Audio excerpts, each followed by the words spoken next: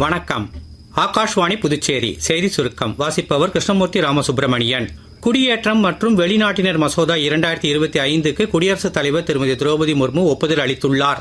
கொதிகலன் வெடிப்புகள் தொடர்பான உயிர் மற்றும் உடைமைகளின் பாதுகாப்பு குறித்த பாய்லர்ஸ் மசோதா 2024க்கும் ஒப்புதல் அளித்துள்ளார். 3 நாள் பயணமாக இலங்கை சென்றுள்ள பிரதமர் திரு நரேந்திர மோடி இன்று கொழும்புவில் அந்நாட்டு அதிபர் திரு அனுராக் குமார திசநாயக்கேவுடன் ஆற்றல், வர்த்தகம், டிஜிட்டலைசேஷன், பாதுகாப்பு உள்ளிட்ட துறைகளின் வலுவாக்கம் மற்றும் இருதரப்பு உறவுகள் குறித்து பேச்சுவார்த்தை நடத்தவுள்ளார். புத்தாக்கம் மற்றும் தொழில்நுட்ப வளர்ச்சியில் இந்தியா உலகின் முன்னோடியாக திகழும் என்று மத்திய வர்த்தகம் மற்றும் தொழில்துறை அமைச்சர் திரு பியூஷ் கோயல் தெரிவித்துள்ளார். ரிசர்வ் வங்கியின் தற்போதைய ஆளுநர் திரு சஞ்சய் மல்ஹோத்ராவின் கையெழுத்துடன் கூடிய புதிய 10 மற்றும் 500 ரூபாய் நோட்டுகள் விரைவில் வெளியிடப்படும் என இந்திய ரிசர்வ் வங்கி அறிவித்துள்ளது.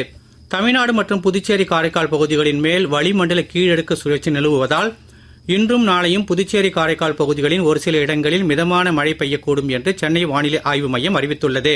புதுச்சேரியின் பல்வேறு பகுதிகளில் இன்று காலை மிதமான மழை பெய்தது. IPL கிரிக்கெட் போட்டித் தொடரில் இன்று மதியம் 3:30 மணிக்கு சென்னையில் நடைபெறவுள்ள போட்டியில் சென்னை, டெல்லி அணிகள் மோத உள்ளன. அர்ஜென்டினா தலைநகர் பியூனஸ் ஏர்ஸில் நடைபெறும் ISSF உலகக்கோப்பை துப்பாக்கிச் சுடும் போட்டிகளில் நேற்று நடைபெற்ற ஆடவர் 50 மீட்டர் ரைபிள் போட்டியில் இந்தியாவின் செயின் சிங் வெண்கலப் பதக்கம் வென்றார். இத்துடன் இந்த செய்தி சுருக்கம் நிறைவு பெறுகிறது.